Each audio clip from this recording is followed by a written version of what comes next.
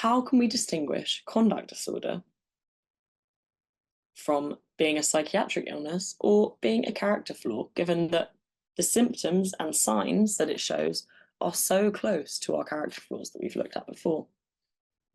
Well, one way to look at this might be to do with the environment or the risk factors surrounding conduct disorder.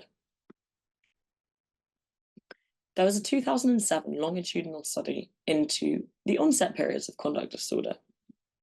And specifically, they looked at when conduct disorder tended to arise in children or adolescents, and then when it tended to disappear or subside. The study found that 24.3% of those with conduct disorder only had it in childhood. And this was often due to a poor home life, so bad conditions in the family environment. And once their environment improved, maybe as they got older and moved out of the family home, they displayed decreased symptoms of conduct disorder. So their behaviors improved and their symptoms improved. For the 19.6% of those studied that were diagnosed with conduct disorder when they were adolescents, so teenagers, this was often due, they found, to teenage brain development, which meant an increased likelihood of impulsivity and teenage rebellion, which is common in the general population, but particularly likely in cases of conduct disorder. They found, again, with those cases of conduct disorder that appeared in adolescence, this often subsided in adulthood and symptoms disappeared or the disorder went away entirely. And a minority of cases, 10.5, persisted over the entire course of life.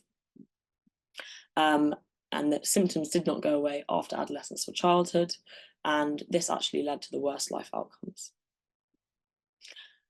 A final point on comorbidity. So the research also found that conduct problems that presented at the ages of 11 to 15 were often associated with increased risks for all other psychological disorders at a later age of 26, including schizophrenia and substance abuse disorder.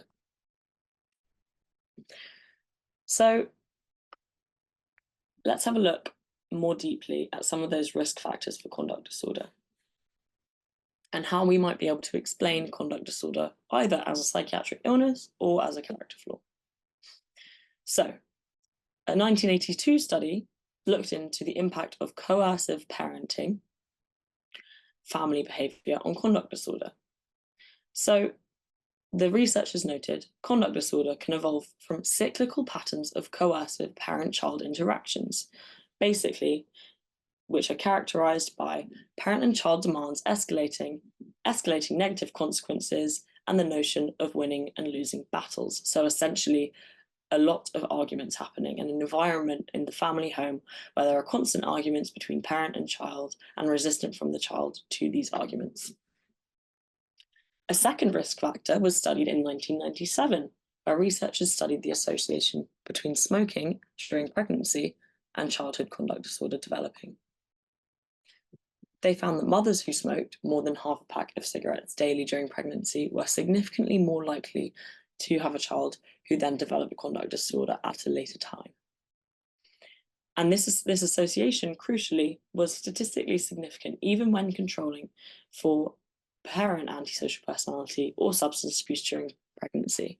So it was something specific to do with the smoking during pregnancy that caused or led to later cases of conduct disorder. So those are the risk factors for conduct disorder. What about the treatments, and can we treat it?